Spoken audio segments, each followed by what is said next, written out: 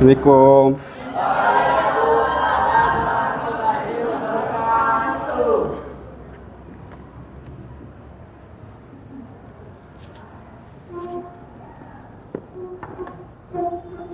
Baik, Assalamualaikum warahmatullahi wabarakatuh.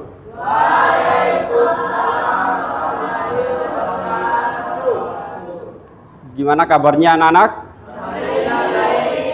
Nggak ada kendala? Gimana menuju sekolahnya tadi? Tidak ada terkendala di jalan atau? Nggak ada? Alhamdulillah. Baik, sebelum kita memulai kegiatan, silakan ketua kelas memimpin doa di depan.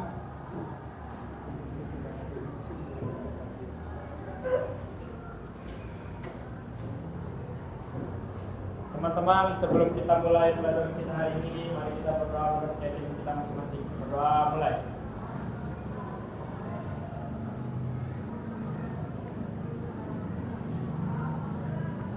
Doa selesai.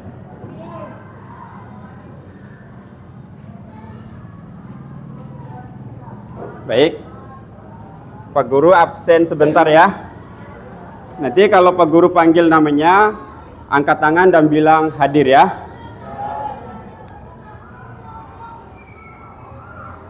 Alinsia Ina, Anissa Sabira, Asharul Awal,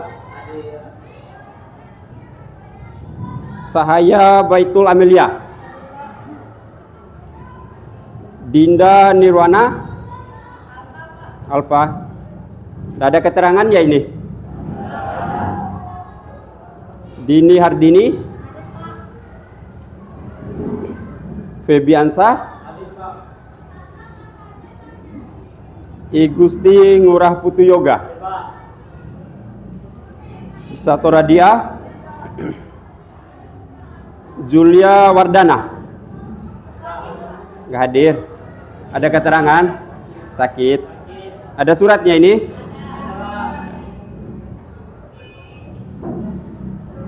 Haizura Naufal, Muhammad Wahyu Putra Pratama, Naisa Latifah. Nggak hadir lagi. Sakit. Ada suratnya? Naufal Julia Anesta, Nur Umrah, Nur Hafizah, Alfa, Putri Anjani, Putri Aulia Ramadan,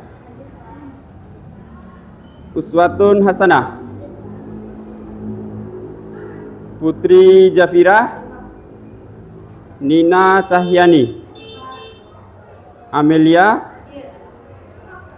Kirana Melisa, terus Torik, izin, Adelia Nuratul, hadir. Oke, sudah ya. Baik, jadi semoga teman yang nggak hadir ini, yang sakit, secepatnya diberi kesehatan ya, sehingga bisa mengikuti KBM di hari yang selanjutnya. Baik, sekarang kita menyanyikan lagu kebangsaan Indonesia Raya. Jadi diharapkan semuanya berdiri ya.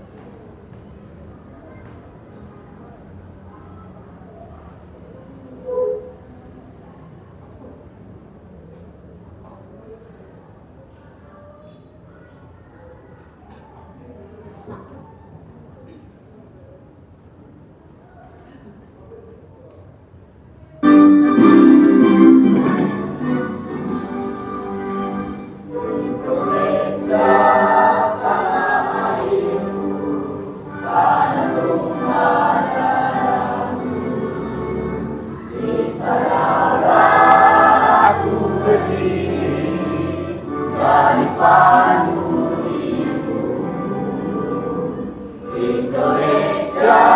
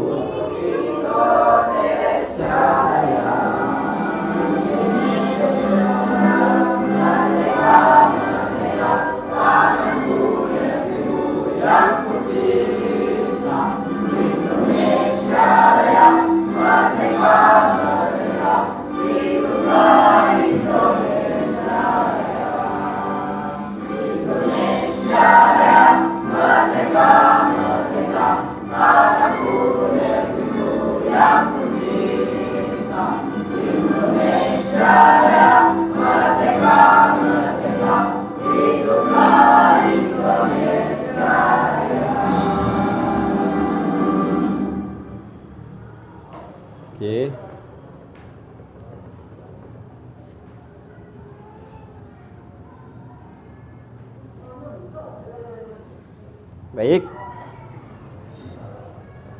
Oke, semuanya duduk.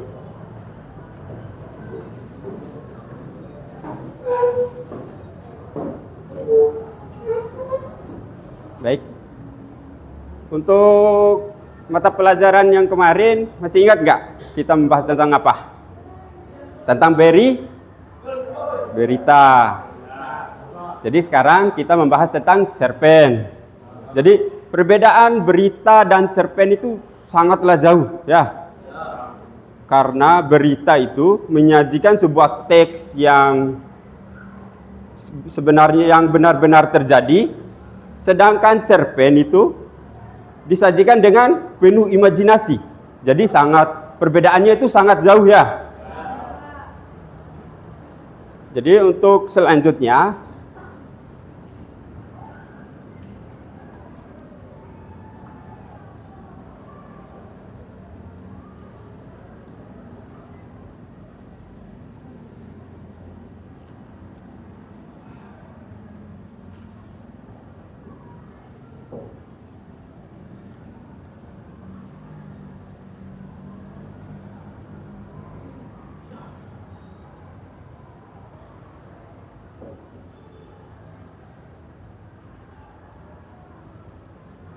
sekarang kita akan, jadi Pak Guru akan menjelaskan tujuan pembelajaran. Jadi adapun tujuan pembelajaran kita sekarang adalah peserta didik mampu menganalisis unsur intrinsik, yaitu unsur-unsur pembangun cerpen. Dan yang kedua, peserta didik mampu menyajikan unsur intrinsik yang terdapat dalam cerpen. Ya, betul sekali. Jadi sekarang kita akan menyepakati dulu kesepakatan kelas. Jadi Pak Guru akan membacakan. Yang pertama, saling menghargai sama lain. Jadi nanti kalian harus saling menghargai. Tidak ada perbedaan. Tidak ada yang pintar yang mana, yang kurang pintar yang mana. Tapi semuanya itu sama rata kalian. Sama-sama pintar. Ya. Jadi yang kedua, tidak mengganggu temannya. Jadi di saat KBM berlangsung, tidak boleh mengganggu temannya yang lainnya, karena akan mengganggu konsentrasinya. Terus yang selanjutnya, aktif dalam KBM. Kalian itu harus aktif. Misalnya Pak Guru memberikan pertanyaan, ataupun kalian ada pertanyaan, harus dipertanyakan. Jangan sampai kalian berpikir di dalam hatinya, saya nggak usah memberikan pertanyaan.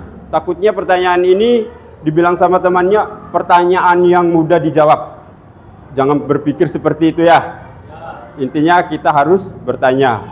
Keluarkan kemampuan kalian. Jadi tidak ada seorang itu yang bisa tanpa proses. Baik, untuk selanjutnya, tidak menggunakan HP kecuali diizinkan oleh guru.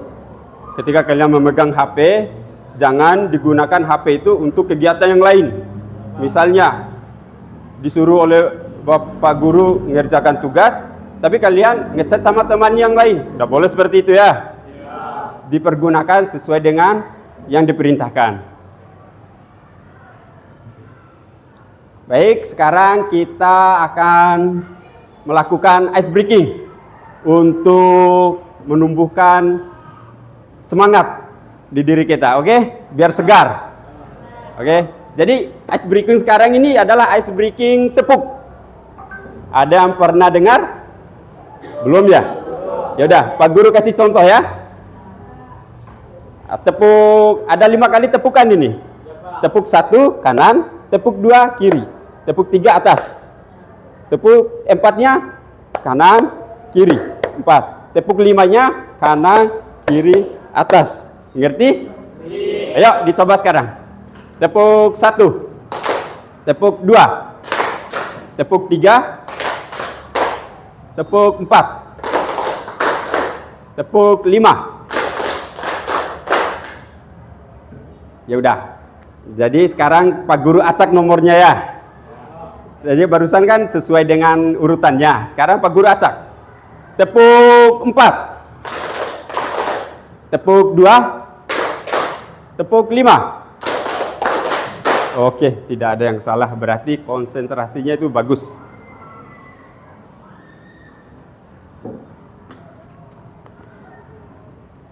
Baik, sekarang ada pertanyaan dari Pak Guru ini. Pertanyaannya, apa yang kalian ketahui tentang unsur intrinsik? Siapa yang bisa menjawab? Ya.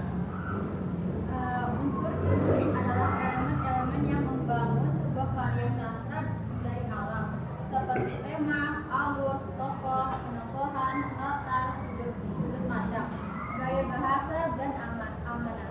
Ya, betul. Tepuk tangan untuk Anjani. Ya, baik. Pertanyaan selanjutnya. Unsur pembangun cerita itu disebut juga unsur intrinsik. Jadi sebutkan kira-kira apa saja unsur pembangun cerita yang kamu ketahui. Siapa yang bisa jawab? Ya, silakan. Ada tema, alur, latar, tokoh, sudut pandang, gaya bahasa, amanat. Oke, betul sekali. Tepuk tangan untuk temannya. Jadi sekarang Pak Guru tayangkan video ya. Kalian amati di depan. Pak Guru tayangkan video cerpen.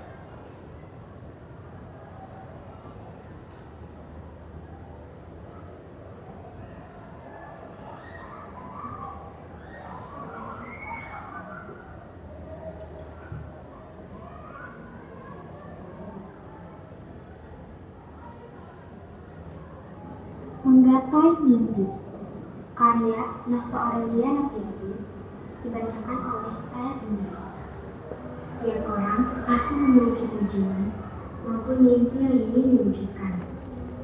Di desa, seorang gadis kecil yang hidupnya dalam kemiskinan. Kedua orang tuanya bekerja sebagai petani. Walaupun begitu, mereka bekerja keras dengan sepenuh hati demi mencukupi kebutuhan hidup keluarga mereka. Sang gadis kecil pun bertekad untuk mengubah kehidupan yang sulit. Dia mempunyai mimpi untuk mengubah kehidupan yang sekarang menjadi lebih baik lagi. Sang gadis memulai dengan giat belajar menjadi SD. Saat di sekolah, dia belajar dengan sungguh-sungguh. Si gadis ini pun jarang bermain, malah dia mengisi waktu luangnya dan terus belajar. Dia berusaha untuk tidak membantu orang tuanya dengan meraih dirinya sendiri. Sampai akhirnya pun, di saat dia lulus SMA, dia meraih beasiswa dengan nilai yang baik. Sedikit lagi mimpi yang diinginkannya capai. Semua kerja keras yang telah ia lakukan, tidak lupa dengan berdoa dan beribadah. Bahkan saat dia sudah menggapainya, dia tidak sombong dan sangat bersyukur dengan apa yang dia dapatkan sekarang. Mimpinya pun terwujud dan sang gadis dapat membahagiakan kedua orang tuanya.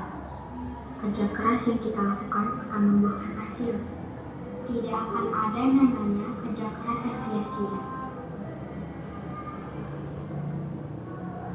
Oke.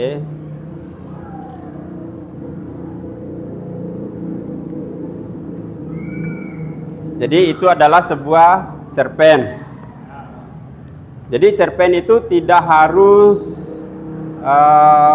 dengan buku ceritanya, tapi bisa juga ditayangkan dengan video, karena tidak selalu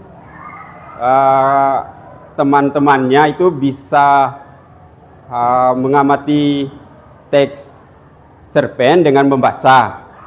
Tapi ada juga yang nyaman dengan mendengar video.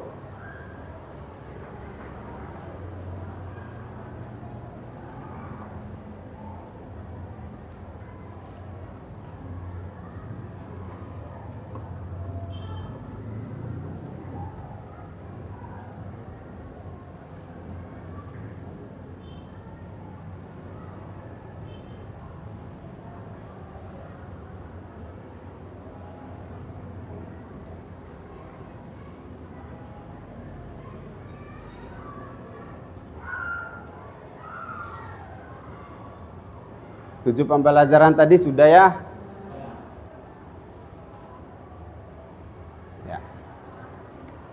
Cerpen. Ada yang tahu pengertian dari cerpen? Tidak ada. Ayo. Cerpen merupakan salah satu teks narasi. Cerpen mempunyai unsur pembangun yaitu unsur intrinsik dan unsur ekstrinsik. Ya, betul sekali. Cerpen itu merupakan salah satu teks narasi. Cerpen mempunyai unsur pembangun yaitu unsur intrinsik dan ekstrinsik.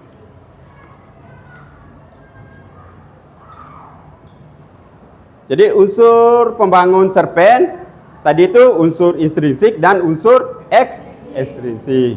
Jadi unsur intrinsik ini adalah unsur yang secara langsung membangun cerita dari dalam. Adanya unsur intrinsik menyebabkan cerpen memiliki wujud dengan kepaduan berbagai unsur di dalamnya. Jadi kalian ingat saja, intrinsik itu in berarti dari ada dalam. Terus ekstrinsik. Jadi ekstrinsik ini unsur yang ada di luar cerpen. Jadi unsur intrinsik secara langsung mempengaruhi latar belakang penulis cerpen. Ingat saja, intrinsik dari mempengaruhi dari dalam. Terus ekstrinsik dari luar. Iya, betul sekali.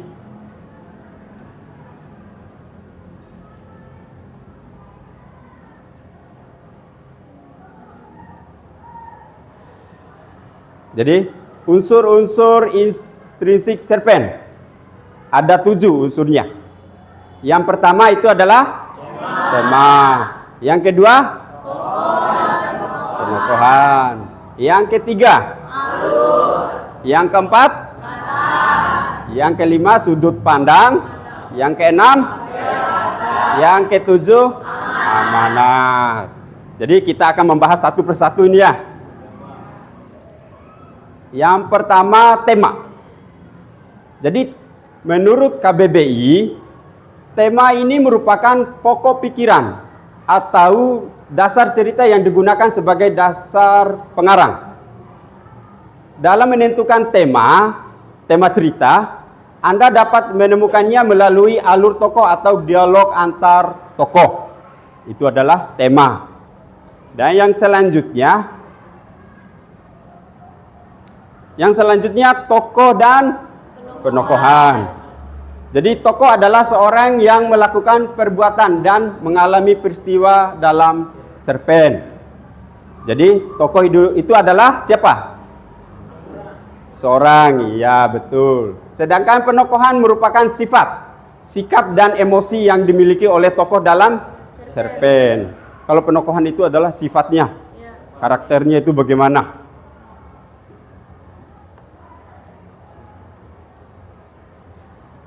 Jadi di penokohan ini ada jenis tokoh berdasarkan sifat. Jadi di sini dibagi menjadi 2. Tokoh protagonis dan tokoh antagonis. Pastinya kalian pernah dengar ini. Pernah nonton kan? Disebut itu yang pemeran antagonis. Dia itu pemeran protagonis. Jadi yang pertama tokoh protagonis.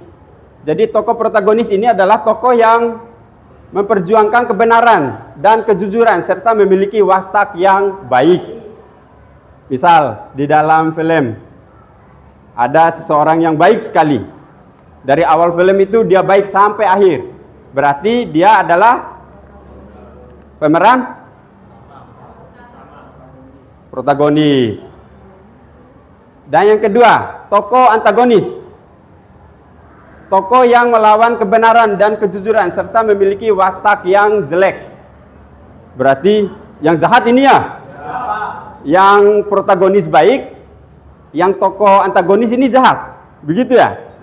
Ya, seperti film Bawang Putih Bawang Merah.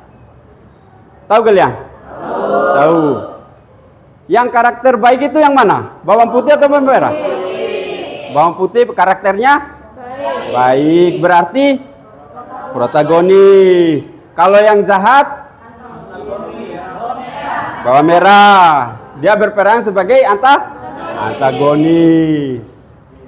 Tetapi tokoh antagonis ini tokoh antagonis itu belum tentu jahat. Bagaimana itu? Belum tentu jahat dia. Misalnya, contohnya lagi di dalam film. Pak Guru contohkan siapa? Atau Bawang Putih saja ya. Misalnya Bawang Putih. Di awal film dia itu jahat. Tetapi di akhir film dia itu baik. Berarti dia termasuk dalam kategori yang antagonis atau protagonis? Protagonis ya? Iya, karena kita menilai di akhir filmnya itu bagaimana sifatnya, bukan di awal cerita filmnya. Kalau di awal cerita filmnya dia jahat terus baik, berarti protagonis. Kalau dia di film di awalnya baik terus di akhirnya itu jahat, berarti antagonis. Kita itu menilai dari akhir ceritanya, bagaimana karakternya.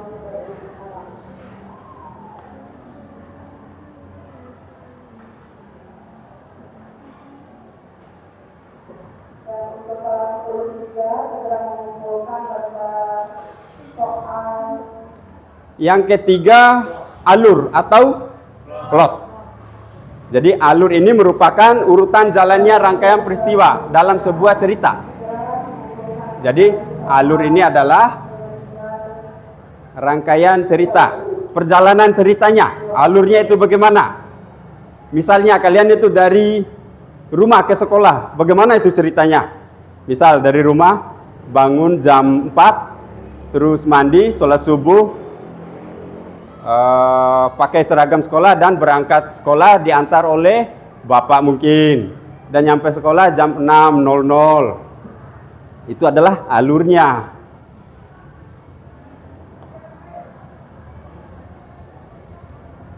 Jadi di alur ini ada jenis-jenisnya.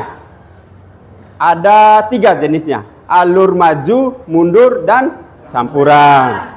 Alur maju yang dicontohkan sama Pak Guru barusan itu termasuk alur yang mana? Alur maju. Terus kalau seandainya mundur bagaimana? Masa lalu. Gini ya, kalau alur maju, apabila peristiwa dalam cerita diceritakan secara berurutan dari awal hingga akhir cerita, itu adalah alur maju. Kalaupun seandainya alur mundur, kebalikan dari alur maju, diawali dari akhir cerita lalu berlanjut ke konflik baru permulaan. Berarti diceritakan dari sekolah, berarti kalian tadi itu.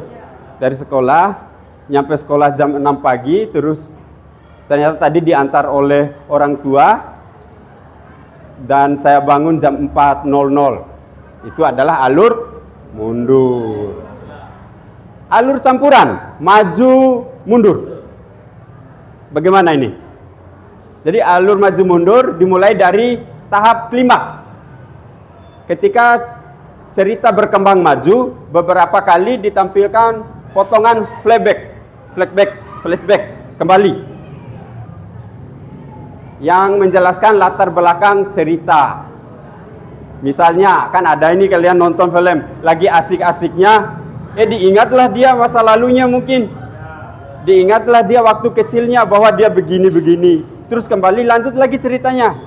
Nah, itu adalah alur campur atau maju mundur. Mengerti sekarang?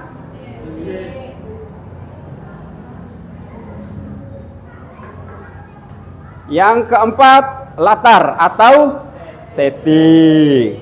Jadi latar atau setting ini merupakan keterangan mengenai waktu, ruang, dan suasana terjadinya lakukan dalam karya sastra. Ada yang tahu latar ini seperti apa?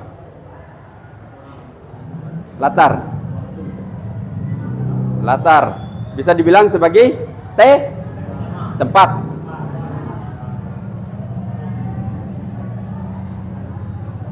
Nih, ada jenis-jenis latar. Yang pertama, tempat. Jadi tempat lokasi terjadinya peristiwa yang diceritakan. Misalnya tempat di kelas ada yang berantem. Berarti tempatnya itu di mana? Di kelas. Terus latar waktu. waktu terjadinya peristiwa dalam cerita. Waktu berarti apa itu? Misalnya di dalam kelas tadi, berarti apa? Iya, betul sekali. Kapan terjadinya peristiwa itu?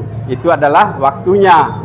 Misal, kejadian itu terjadi di pagi hari, jam 8:30 mungkin. Terus yang selanjutnya, latar suasana. Jadi, suasana ini yang terjadi dalam cerita biasanya mencengkam, menyenangkan, dan mengharukan. Misalnya tadi kejadian di kelas, kejadian berantem itu suasananya itu seperti apa? Apa? Mencengkam karena berantem. Kalaupun mengharukan, kalaupun seandainya mengharukan berarti misal contoh,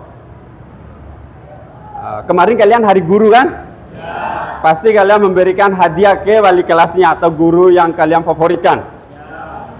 Berarti di dalam kelas itu suasananya itu mengharumkan. Betul sekali.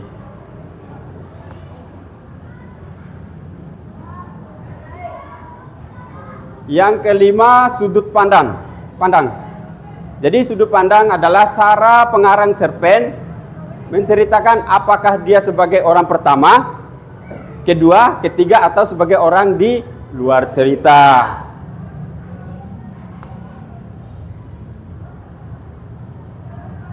Jadi adapun jenis-jenis dari sudut pandang ini, orang pertama atau pelaku utama. Pelaku utama ini menggunakan kata ganti aku. Berarti aku, tokoh aku. Aku. Berarti dia itu orang pertama dalam cerita. Berarti menjadi inti ceritanya itu yang dibahas dia itu, si aku itu. Berarti dia adalah orang pertama. Yang selanjutnya orang pertama pelaku sampingan. Menggunakan kata ganti aku. Sama juga, tapi sebenarnya mengisahkan orang lain sebagai pelaku utamanya. Itu adalah orang pertama pelaku sampingan dia. Yang selanjutnya, orang ketiga serba tahu. Ada mungkin di sini nih orang ketiga serba tahu. Kalau orang ketiga serba tahu ini kata ganti dia, ia, dan nama orang. Pengarang mengetahui apapun yang dilakukan dan yang dipikirkan tokoh. Itu adalah ciri dari orang ketiga. Orang ketiga pengamat. Ini nih yang bahaya ini. Orang ketiga pengamat, pengarang hanya menceritakan apa yang dilihatnya saja. Jadi seakan-akan tidak mengetahui apa yang dilakukan dan dipikirkan tokoh. Contohnya seperti ini. Ada temannya yang cerita baru sepotong kecil. Tapi dia keluar, meninggalkan temannya, dan dia menyimpulkan sendiri ceritanya itu. Bahwa ceritanya begini-begini sampai selesai. Masuklah jadi di fitnah mungkin itu ya. Jadi tidak boleh itu menjadi orang ketiga pengamat.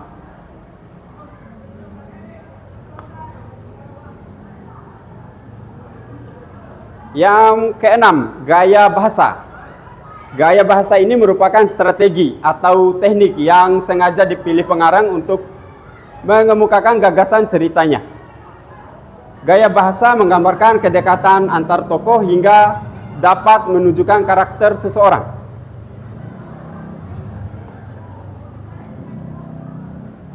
Jadi adapun jenis gaya bahasa ataupun majas. Yang pertama, majas perbandingan, yaitu metafora, personifikasi, hiperbola. Hiperbola ini ada yang tahu? Hiperbola itu menambah-nambahkan dia.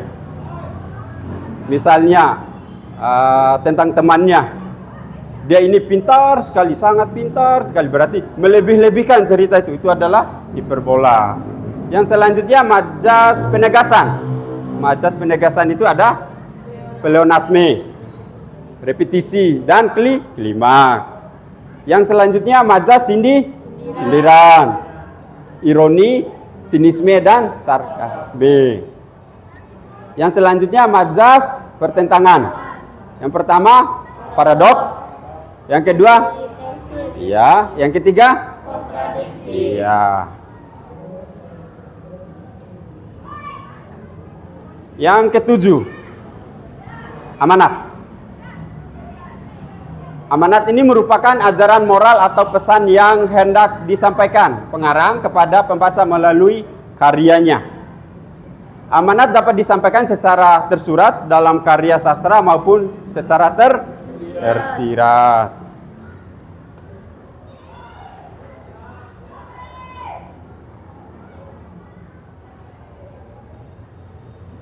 Jadi yang terakhir adapun unsur-unsur ekstrinsik. Yang pertama latar belakang pengarang.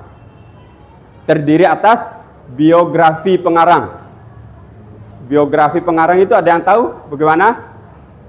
Apa itu biografi pengarang? Kayak gitu identitasnya gitu, Pak. Iya, betul, identitasnya, namanya, sampai dia lahir itu bagaimana, menceritakan kisah hidupnya. Yang kedua, kondisi psikologis, bagaimana kondisi pengarang tersebut. Yang ketiga, latar belakang pendidikan, latar belakang pendidikannya. Dia sekolahnya sampai mana pendidikannya? Misal sampai S1, berarti diceritakan dari SD, SMP, SMA, dan S1. Daerah asal, dia tinggalnya di mana, asalnya itu di mana. Terus paham sastra yang dianut. Yang selanjutnya nilai-nilai dalam karya sastra. Merupakan nilai-nilai kehidupan yang terdiri atas nilai moral, nilai sosial, nilai budaya, nilai religius, dan nilai politik. Yang terakhir, latar belakang masyarakat. Latar belakang masyarakat ini beberapa faktor yang mendasari. Yang pertama, ideologi negara. Yang kedua, kondisi politik. Yang ketiga, kondisi sosial. Yang terakhir, ekonomi. Baik, itu merupakan penjelasan tentang cerpen, intrinsik dan ekstrinsik. Jadi ada pertanyaan? Ada pertanyaan tentang apa yang Pak Guru jelaskan? Tidak ada? Berarti kalian paham semua ini ya?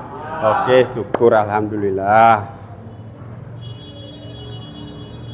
Jadi sekarang kalian membentuk kelompok.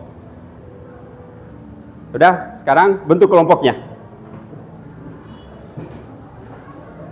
Satu kelompok 5 orang.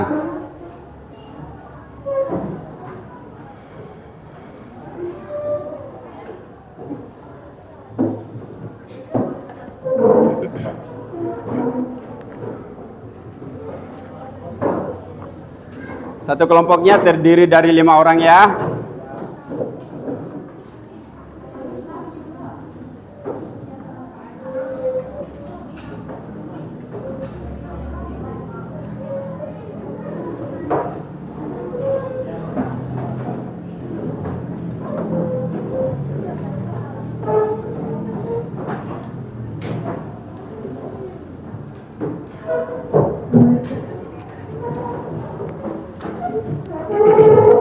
Ya, bentuk seperti meja itu biar bagus.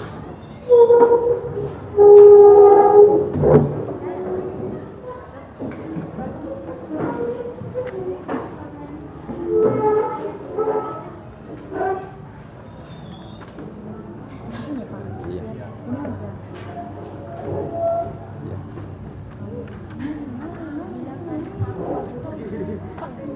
Tulis di sini atau di buku? Ya, tulis langsung di sini. Di sini, Pak. Iya, langsung di sini. Ini aja ya. Ya. Ini kalian kerjakan yang ini.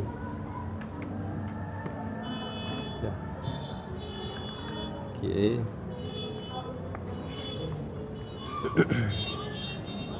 Ini kalian kerjakan ini.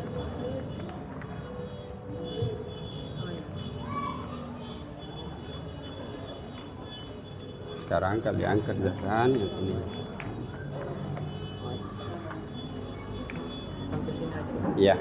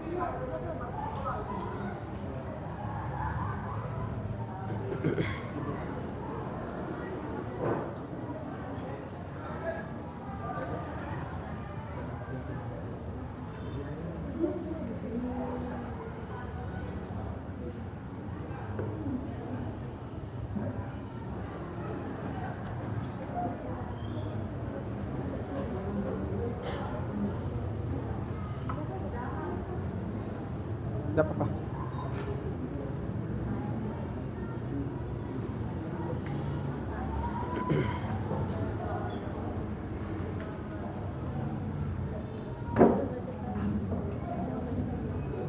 Iya, naikin sih.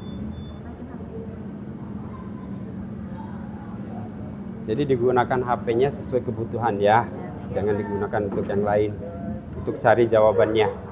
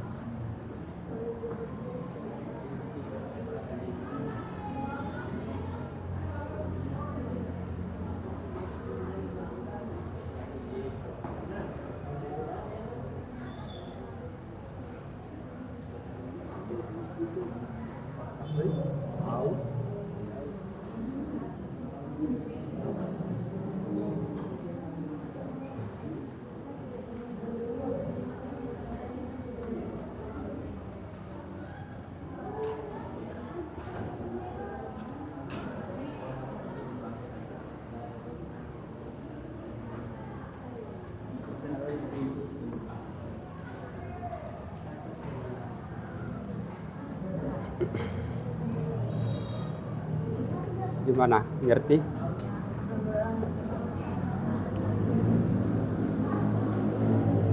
Bisa? Nggak ada kendala? Ya. Yang jawab di sini kan, Pak? Ya, langsung jawab di sini. Berarti ini juga anggota kelompoknya, Pak? Nah, langsung jawab sini.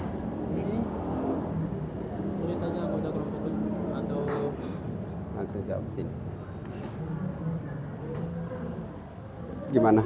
Ya, langsung jawab di situ.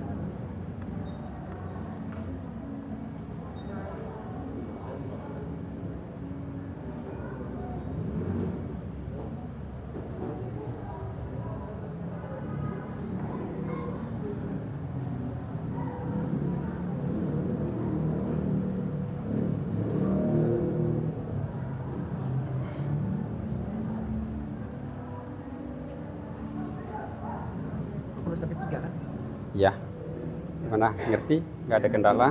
Aman-aman Pak. Ya. Gimana? Paham? Nggak ada kendalanya? Atau ada yang dipertanyakan? Ya. Gimana kelompok 2? Tidak ada kendala? Tidak ada. Kelompok 1 nggak ada kendala? Nggak ada Pak. Ya. Berarti ngerti ya? Iya. Paham?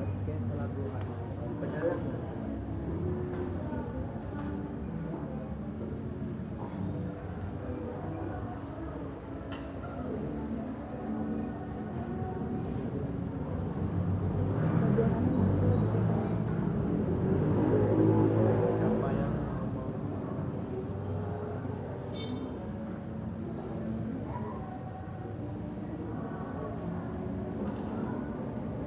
Nanti juga pas presentasi kalian tentukan siapa yang moderator dan siapa narasumbernya ya, yang baca jawabannya.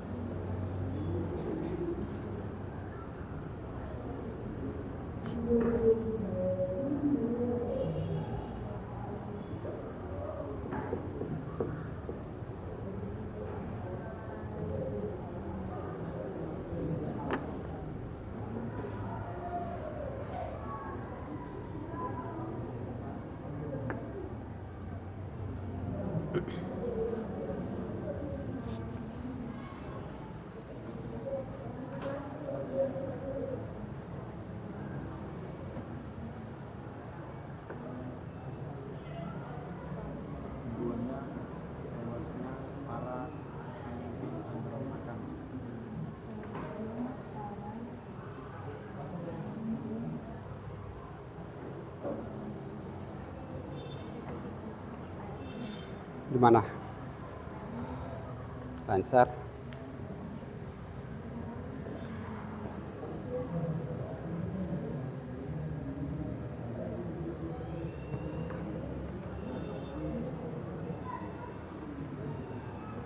Dibantu ya temannya, harus kompak dalam kelompok itu.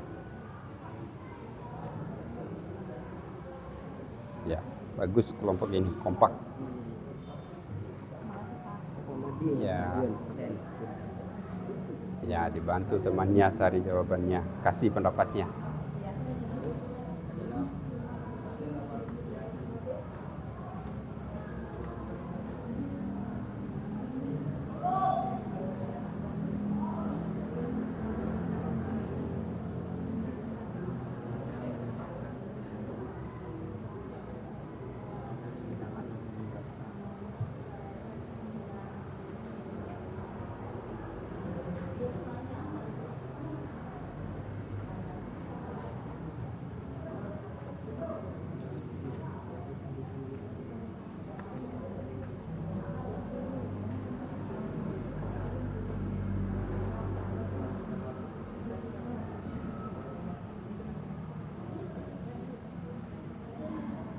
Bagus.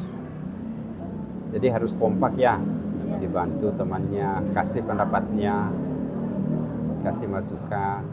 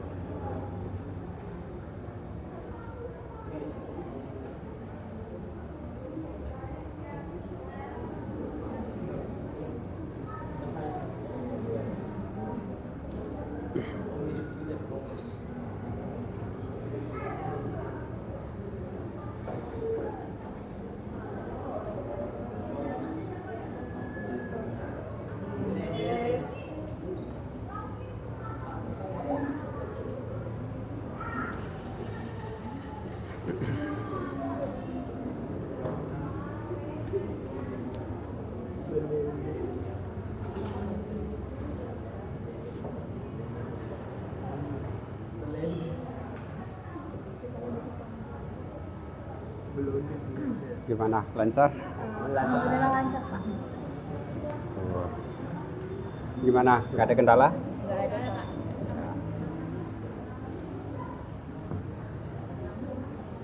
Gimana? Lancar sekali nih ngerjainnya.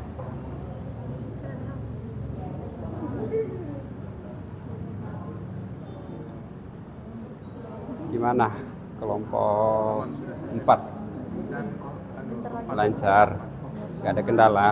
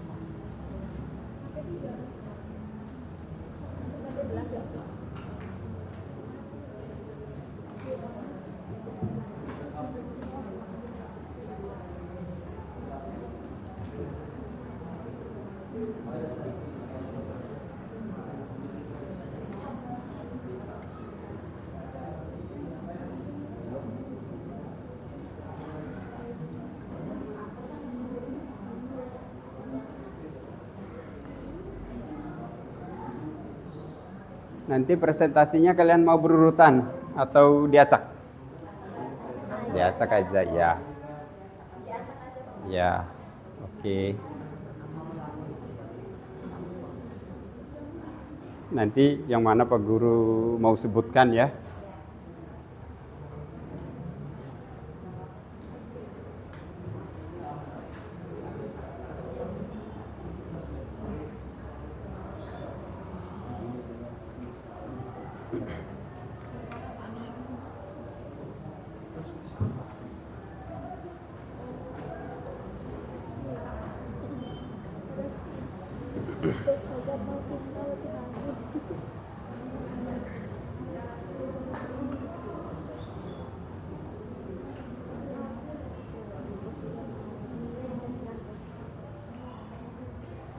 Sudah? Sudah semuanya? Sudah selesai? Ya, baik. Sekarang kalian akan presentasi ya. Berarti kalian tadi kan maunya acak. Sebenarnya Pak Guru maunya berurutan, tapi kalian maunya acak.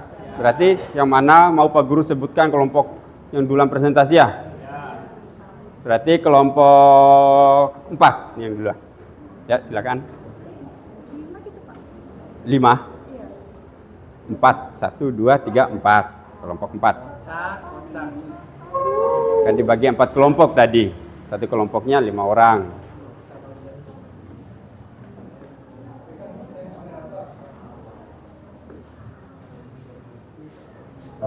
Ya, duduk sini.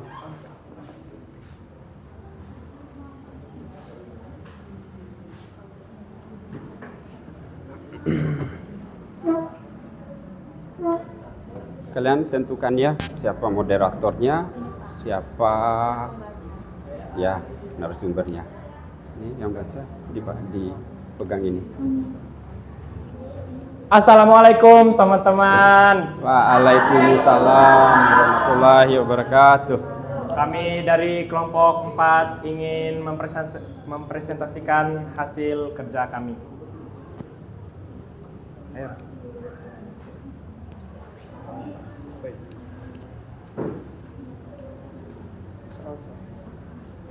Oke, baik. Sebelum saya membaca, saya memperkenalkan diri saya dulu. Perkenalkan, nama saya Nur Umrah sebagai pembaca.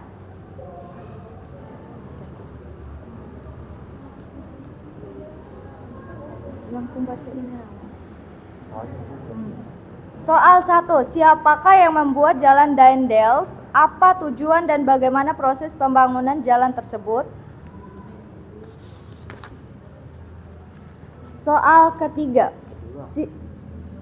Kedua, siapa yang memelopori pemberontakan PKI pada tahun 1948? Apa alasan yang menyertainya sehingga mereka mengadakan pemberontakan terhadap pemerintah Republik Indonesia? Bagaimana hasil dari pemberontakan tersebut? Soal 3. Agresi Belanda 2 atas Yogyakarta.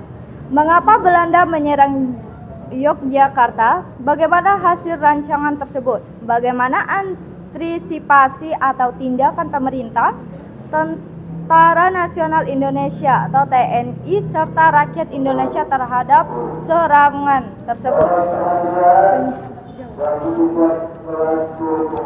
Baik, saya Muhammad Wahyu Putra Pratama akan menjawab soal pertama. Jalan Daendels dibuat oleh Herman William Daendels dan tujuannya memperkuat pertahanan militer, memperlancar transparansi dan komunikasi dan menghubungkan pusat-pusat kekuasaan. Proses pembangunan yaitu 1. Sistem kerja paksa, 2. Eksploitasi tenaga kerja, 3. Pembangunan jalan raya.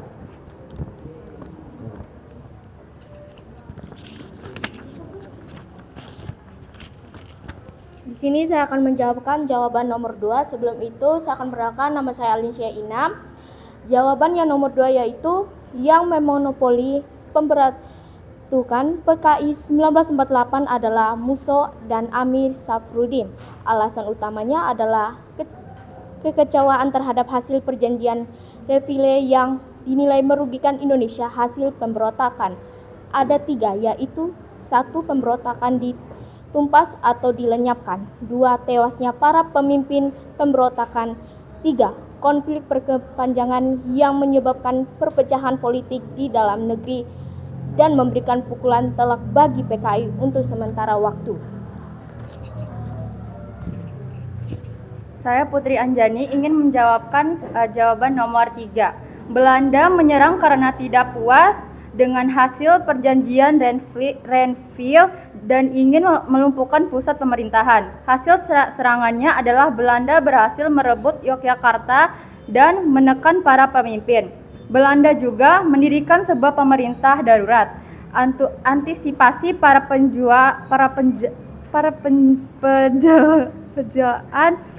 pejuang melawan pemerintahan Belanda ada beberapa poin diantaranya. 1. Perlawanan gerilya.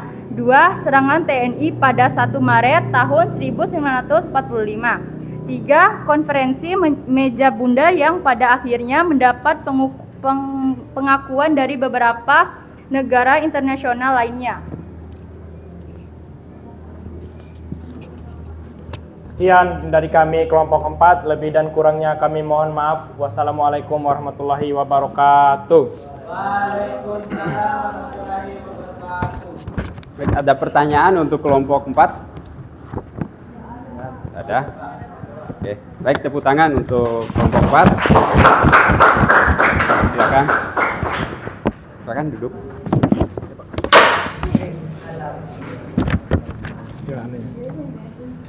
Baik, selanjutnya kelompok 2.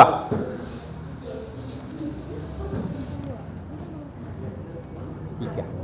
1, 2, 3, 4.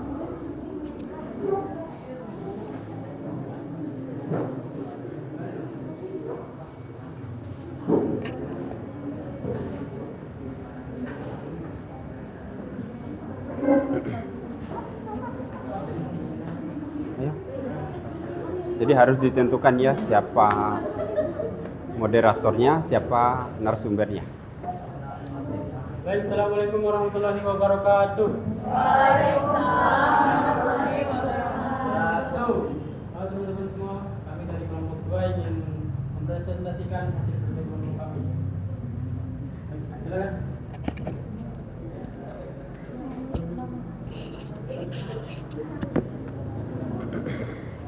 Saya akan membacakan soalnya. Apa tujuan dan bagaimana proses pembangunan jalan tersebut?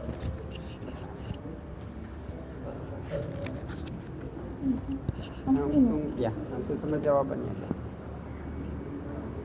Yang membuat jalan Daendels adalah Gubernur Herman William Daendels. Tujuannya untuk memperlancar pengiriman pasukan dan logistik. Proses pembangunan dikerjakan secara besar-besaran dengan tenaga paksa dari rakyat dalam waktu singkat sekitar 3 tahun.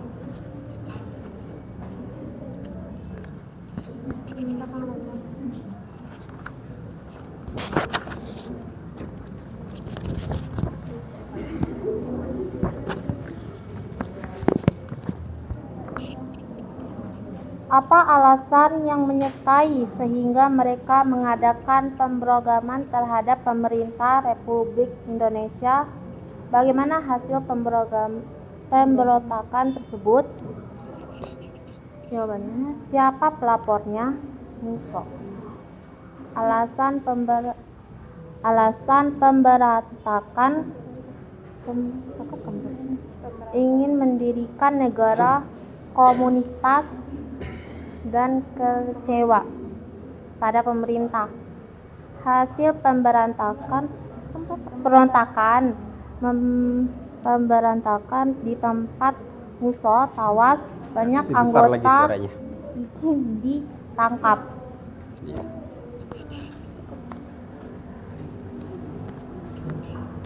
Mengapa Belanda menyerang Yogyakarta? Bagaimana hasil serangan tersebut? Bagaimana antisipasi atau tindakan pemerintah, Tentara Nasional Indonesia, serta rakyat Indonesia terhadap serangan tersebut? Alasan Belanda menyerang Yogyakarta, ibu kota RI atau Republik Indonesia. Hasil serangan Yogyakarta diduduki pemimpin ditawan atau tindakan Indonesia, PDRI, perang gerilya dukung rakyat.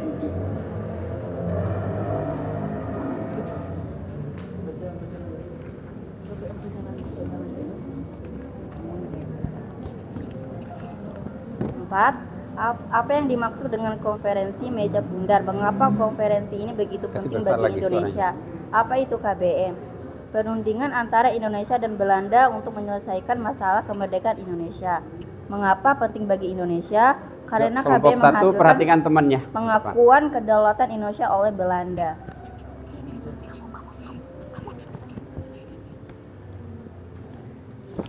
Siapa yang mempelajari pemberontakan DI? Apa alasan yang menyertai sehingga mereka mengadakan pemberontakan terhadap pemerintah Republik Indonesia? Bagaimana keadaan setelah pemberontak tersebut? Jawabannya, siapa melapornya?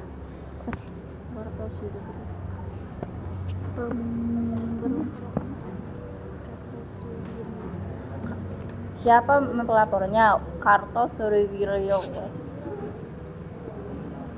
Yuk, lanjut. Alasan memberontakkan ke negeri. Yuk, masih besar lagi suaranya. Serius. Ya betul. Serius. Ya, baik. Gak boleh main-main, serius. Keadaan setelah pemberontakan berhasil itu. Sudah, hasil nama temannya lagi. Ya.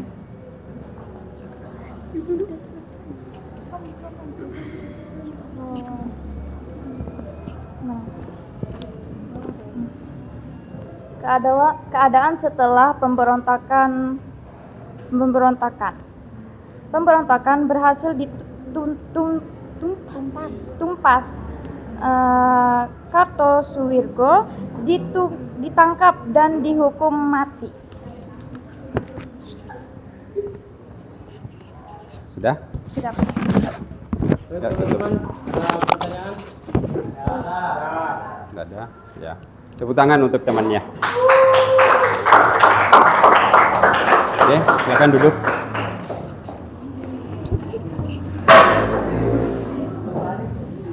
Sudah. Baik, selanjutnya kelompok 1.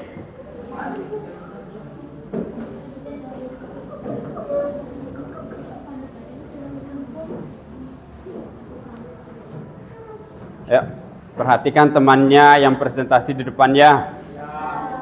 Jangan main-main, harus serius ya. Bismillahirrahmanirrahim. Assalamualaikum warahmatullahi wabarakatuh. Kami dari kelompok 1 ingin mempresentasikan hasil diskusi kami. Tolong dibacakan. Oke, nama saya Awad dan saya akan menjawab pertanyaan nomor 1.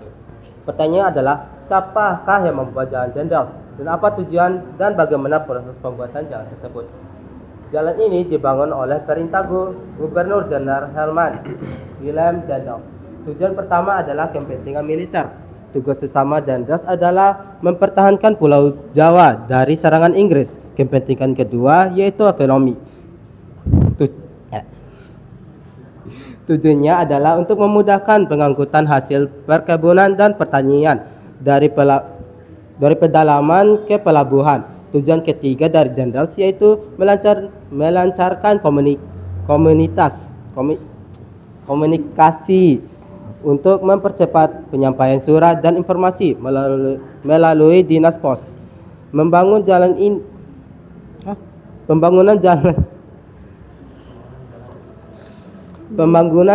yang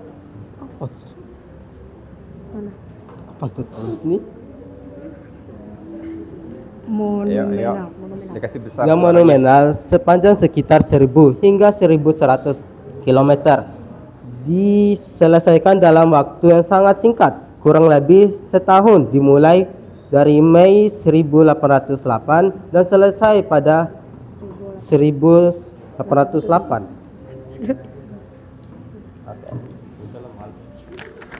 Baik, pertanyaan selanjutnya adalah pertanyaan kedua, siapa yang memelopori pemberontakan PKI 1948? Apa alasan yang menyertainya sehingga mereka mengadakan pemberontakan terhadap pemerintah Republik Indonesia?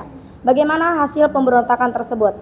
Jawabannya adalah tokoh utama yang memelopori dan memimpin pemberontakan PKI Madiun 1948 adalah Munawar Muso. Alasannya adalah menyatukan Partai Komunis, ketidakkuasaan terhadap Kabinet Hatta, penolakan perjanjian Redville, mendirikan negara komunis.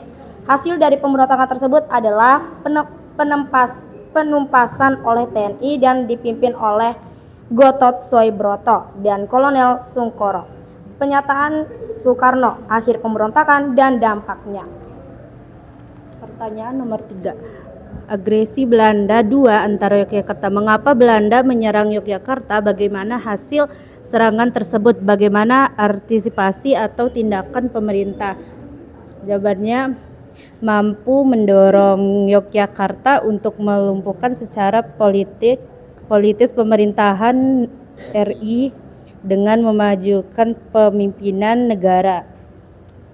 Antisipasi atau tindakan TNI dan rakyat, melancarkan peran gerilya sesuai perintah Jenderal Sudirman. Rakyat memberikan dukungan penuh. Tindakan krusial adalah pembentukan DPRI dan dilakukannya serangan umum 1 Maret 1945 untuk memajukan eksistensi kepada dunia. Mungkin sampai sini saja presentasi dari kami. Sekian dari kami. Wassalamualaikum warahmatullahi wabarakatuh. Ada tanggapan atau pertanyaan? Tidak ada, berarti mengerti. Ya, silakan duduk. Tepuk tangan untuk Dan sekarang kelompok terakhir.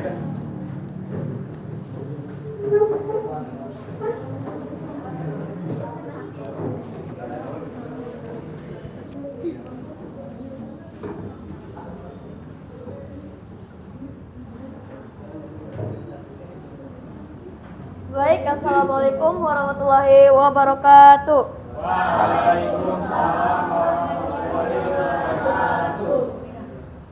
Perkenalkan, kita dari kelompok 3 ingin mempresentasikan hasil kerja kelompok kami. Oke, saya perkenalkan, nama saya Isyati Rodia. Saya akan membacakan soal-soal soal pertama, yaitu siapakah yang membuat jalan Daendels, apa tujuan dan bagaimana proses pembangunan jalan tersebut. Soal kedua, siapa yang memelopori pemberontakan PKI 1948? Apa alasan yang menyertainya sehingga mereka mengadakan pemberontakan terhadap pemerintah Republik Indonesia? Bagaimana hasil dari pemberontakan tersebut? Soal ketiga, mengapa Belanda menyerang Yogyakarta? Bagaimana hasil serangan tersebut? Bagaimana antisipasi atau tindakan pemerintah, Tentara Nasional Indonesia atau TNI, serta rakyat Indonesia terhadap serangan tersebut?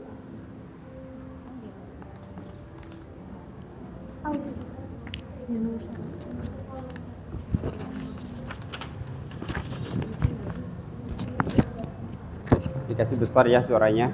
Jawabannya adalah Jalan Daendels dibuat oleh Gubernur Jenderal Herman Willem Daendels pada tahun 1808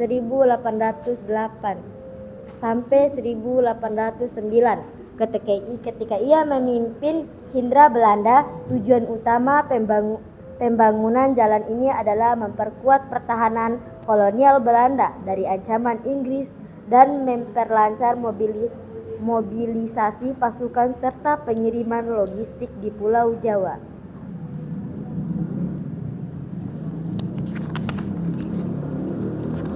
Baik, jawabannya nomor 2 adalah diperoleh oleh Musso, tokoh komunis yang baru kembali dari Uni Soviet. PKI melakukan pemberontakan karena mereka tidak setuju dengan kebijakan pemerintah Republik Indonesia, terutama terkait perjanjian Versailles yang dianggap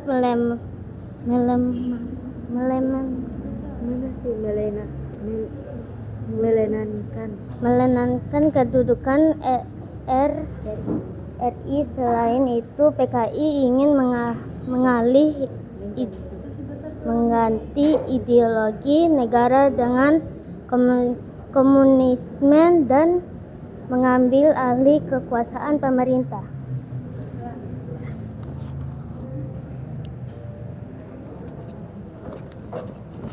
Baik, nomor 3. Belanda menyerang Yogyakarta karena ingin menghancurkan Republik Indonesia dan menguasai kembali wilayah yang sudah merdeka. Hasil dari serangan tersebut adalah Yogyakarta jatuh ke tangan Belanda.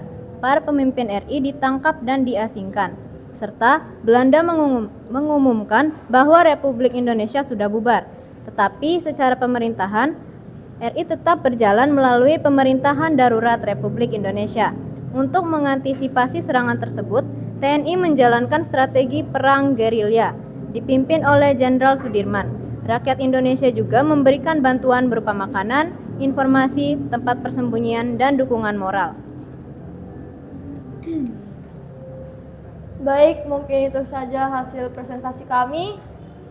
Lebih dan kurangnya kami mohon maaf. Wassalamualaikum warahmatullahi wabarakatuh. Waalaikumsalam. Baik, tidak ada pertanyaan atau sanggahan? Ada, ya. Baik, tepuk tangan untuk kelompok terakhir. Ya, silakan duduk.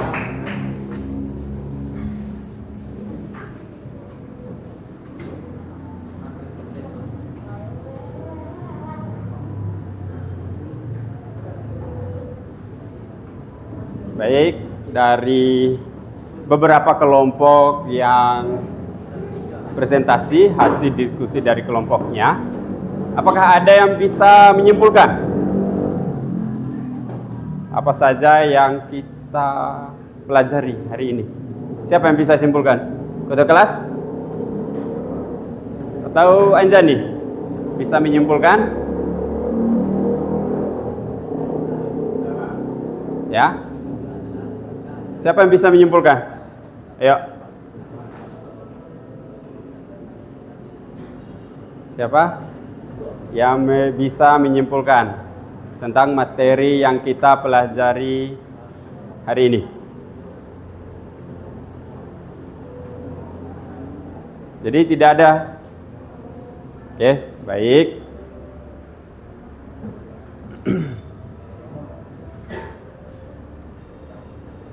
Baik. Kita kan tadi sudah mempelajari tentang cerpen itu apa, sampai kalian sudah berdiskusi. Dan kalian sudah tahu kan pemeran antagonis, protagonis itu pemeran yang bagaimana, yang jahat dan yang baik. Belum tentu pemeran yang jahat itu jahat. Terus kalaupun seandainya dia jahat dari awal, terus di akhir cerita dia baik, berarti dia pemeran yang protagonis, pemeran yang baik.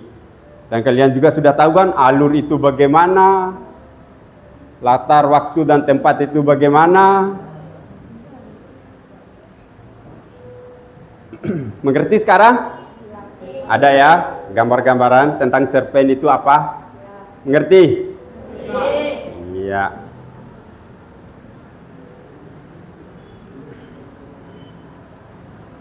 Baik, sekarang jadi selanjutnya nanti baik pengalaman apa saja yang kalian dapatkan dari materi sekarang?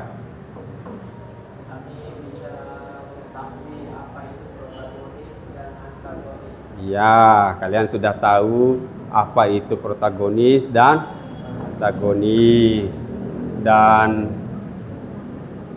mengenai unsur-unsur tadi. Ada berapa unsur tadi? 7. Yang pertama apa?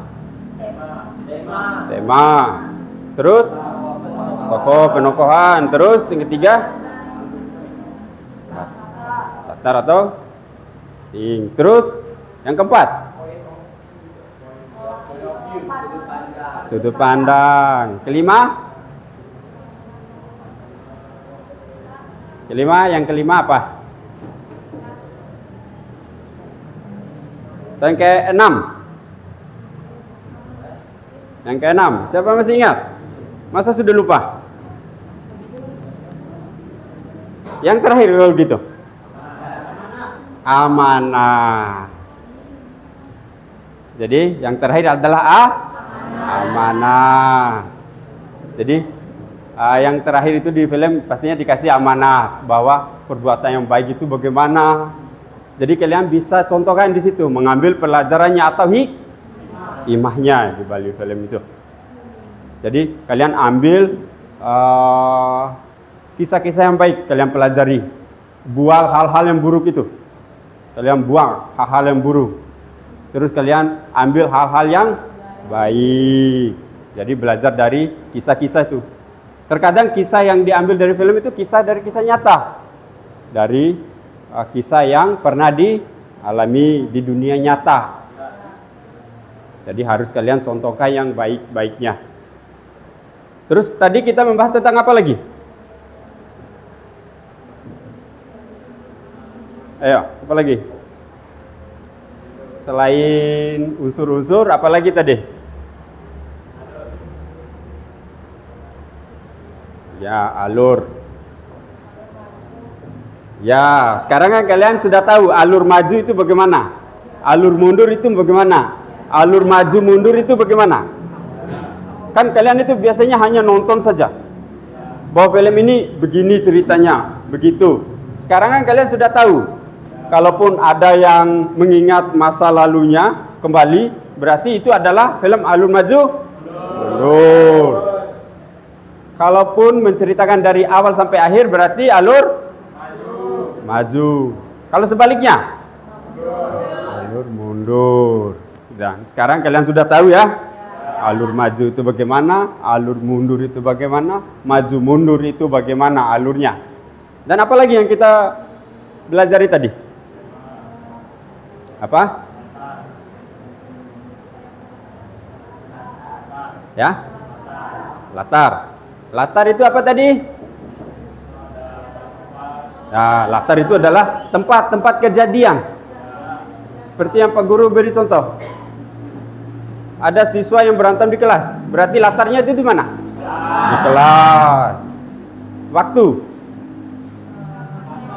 Kapan terjadi? Iya. Apa lagi yang kita pelajari tadi? Suasana. Contoh suasana itu seperti apa? Siapa yang bisa contohkan? Iya. Misalnya di dalam kelas itu suasananya itu seperti apa? Mencengkam mungkin, menyenangkan mungkin. Berarti tergantung kondisinya. Apalagi yang kita pelajari tadi? Siapa lagi yang ingat? Tentang apa? Ayo. Sudut pandang atau plot. Ya, siapa yang bisa contohkan? Sudut pandang itu bagaimana? Iya. Iya. Iya, betul sekali. Kalau orang pertama itu biasanya dalam kata disebut aku, orang pertamanya itu. Kalau orang kedua, dia. Apa lagi yang kita pelajari tadi? Ayo, apa lagi? Ya? Iya. Cerpen itu apa tadi pengertiannya?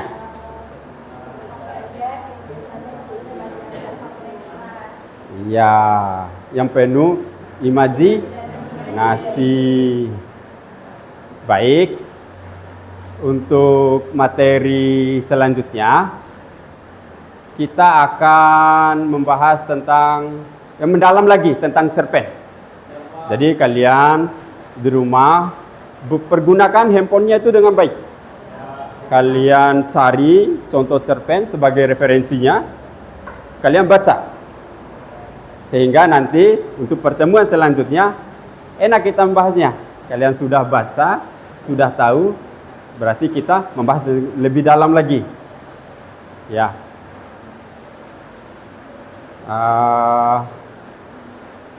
Kalau membaca cerpen itu lebih bagus daripada kalian main pakai handphone dengan hal-hal yang buruk, yang tidak baik. Kalau dulu, kalau pas tahun-tahunnya Pak Guru, hanya handphone jadul itu yang dipakai. Nggak kayak kalian ini, HP-nya sudah Android atau pakai iOS. Kalau dulu, tahun 90-an Pak Guru lahir, kita itu beli buku cerpen. Kalau mau baca cerpen ya beli cerpen, harus beli bukunya. Kalaupun yang dengan audio, berarti harus didengarkan di radio. Kalau sekarang kalian itu enak, mau baca cerpen yang bagaimana, sekarang kalian itu tinggal cari di handphone, tinggal baca. Jadi pergunakan handphonenya itu dengan baik. Jangan hanya main yang tidak berguna saja, main Facebook dan lain-lainnya. Bisa juga main Facebook, tapi yang berguna. Baik, mungkin itu saja yang bisa Pak Guru jelaskan di materi ini. Sebelum pulang, silakan ketua kelas pimpin doa.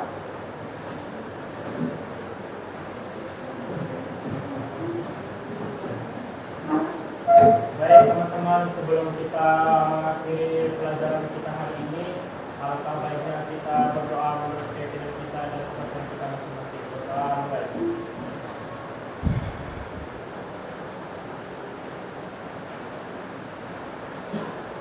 Doa selesai.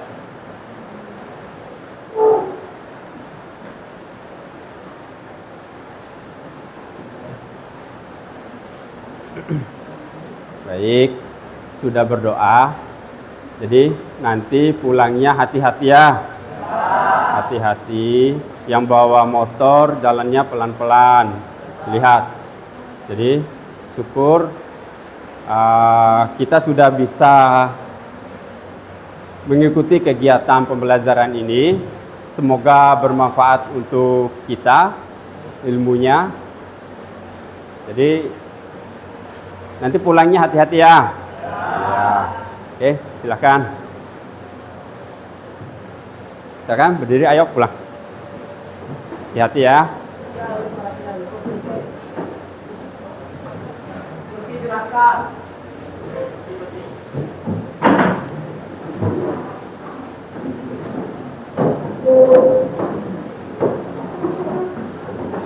Ayo langsung.